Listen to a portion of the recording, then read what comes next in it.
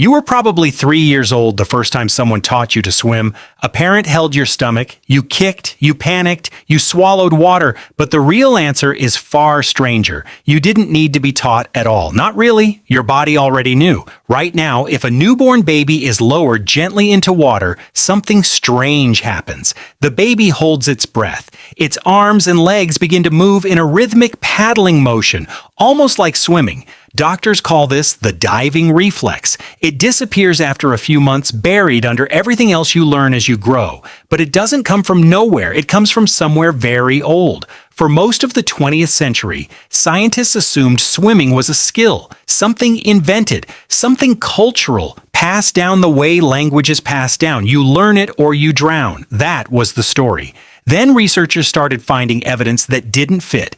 In 1933, deep in the Egyptian desert, a Hungarian explorer named La stumbled onto a cave in a place called Wadi Sura. Inside, painted on the rock walls, were human figures swimming, arms extended, legs kicking, bodies horizontal, exactly the posture of a person doing the front crawl. The strange part? Wadi Sura sits in the middle of the Sahara, one of the driest places on Earth. The paintings are roughly 10,000 years old, and they prove something important. Long before that desert turned to sand, it was wet, rivers, lakes, seasonal floods, and the humans living there weren't just wading through it. They were swimming through it confidently enough to paint it on a wall the same way you'd paint something you were proud of. So swimming isn't new, but how far back does it actually go? To answer that, you have to look at bones, specifically ears. In 2019, anthropologist Eric Trinkhaus studied the skeletal remains of Neanderthals and early Homo sapiens. He was looking for a condition called external auditory exostosis. You might know it by its modern nickname, surfer's ear. It's bony growth inside the ear canal caused by repeated exposure to cold water. Surfers get it today. Divers get it. People who spend enormous amounts of time in lakes, rivers, and oceans get it. Trinkhaus found it in Neanderthal skulls, tens of thousands of years old. This means Neanderthals, a species that split from your ancestors roughly 600,000 years ago, were already spending serious time in water, not waiting at the edge, not drinking from a stream, full immersion repeated over years long enough to physically reshape bone. Which raises an uncomfortable question. If Neanderthals were doing it and early Homo sapiens were doing it, when exactly did your ancestors start? The honest answer is nobody knows precisely, but the evidence keeps pushing the timeline back further than anyone expected. Here's where it gets strange. In the 1960s, a marine biologist named Alistair Hardy proposed something almost heretical at the time.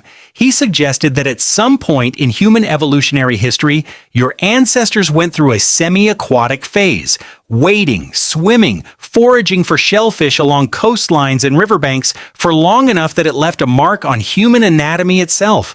It's called the Aquatic Ape Hypothesis, and mainstream anthropology has always treated it carefully. Most researchers think it goes too far, but even the skeptics admit something odd. Humans have several traits that don't quite make sense for a purely land-dwelling primate. You have subcutaneous fat, a layer of fat just under the skin. Most land mammals don't have this. Aquatic mammals do. It helps with buoyancy and insulation in water. You can voluntarily control your breathing, holding your breath on command. Almost no other land animal can do this reliably. Diving mammals can. Newborn humans have that diving reflex, automatically holding breath and paddling the moment they're submerged. None of this proves your ancestors were dolphins in disguise, but it does suggest water was never a foreign environment to the human body. It was a constant, a place your ancestors returned to again and again, generation after generation, for food, for safety, for movement.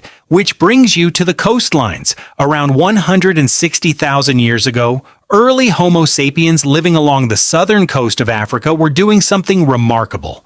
Archaeologist Curtis Marian excavated a site called Pinnacle Point and found something unexpected. Shellfish remains, thousands of them, mussels, clams, sea snails, all deliberately harvested from tidal pools and shallow water. This wasn't an accident. Reading tides, timing low tide correctly, and repeatedly entering cold coastal water takes practice. It takes comfort in water most land animals never develop. And there's a reason this mattered enormously for human survival.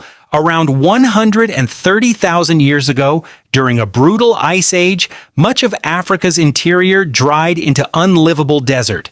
Some researchers believe small pockets of humans survived by clinging to the coast, eating what the ocean provided when the land offered almost nothing. If that's true, the ability to work confidently in and near water may not just be a skill your ancestors picked up. It may be the reason you exist at all. Now fast forward to something happening today on the other side of the world. In the waters around Indonesia and the Philippines live a group of people called the Bajau, sometimes called sea nomads. For generations, they've lived almost entirely on the water in houseboats, diving for food without any equipment. No tanks, no fins in some cases, just breath. Bajau divers can hold their breath for over 10 minutes. They can dive to depths of over 60 meters repeatedly, daily. In 2018, a geneticist named Melissa Ilardo studied why. She found that Bajau spleens are roughly 50% larger than average. The spleen acts as a reservoir for oxygenated red blood cells. A larger spleen means more oxygen released into the bloodstream during a dive, extending how long someone can stay underwater.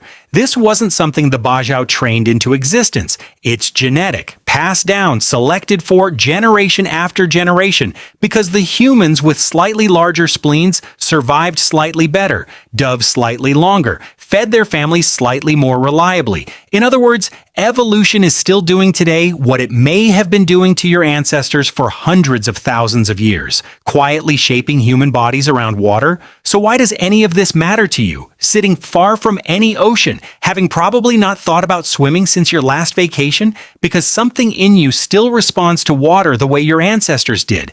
Have you ever noticed how a lake at sunset feels calming in a way that's hard to explain? Or how the sound of waves is one of the most common sounds used to help people fall asleep? Researchers call this reaction blue mind, a term popularized by marine biologist Wallace J. Nichols. His research found that proximity to water measurably lowers stress hormones and heart rate, producing a mild meditative state almost automatically. You don't consciously decide to relax near water. Your nervous system does it for you. The same way a newborn doesn't decide to hold its breath underwater. It's older than decision. It's older than memory. Every time you float on your back and feel your muscles let go, every time the sound of rain or ocean waves helps you sleep, every time you're inexplicably drawn to sit near a river, a lake, a pool, even just to watch it, you are carrying something forward, not a lesson, not a skill you picked up in a summer class. An inheritance. You were probably 3 years old the first time someone taught you to swim, but the truth is, your body had been waiting for that water a lot longer than 3 years. It had been waiting for it for millions of them.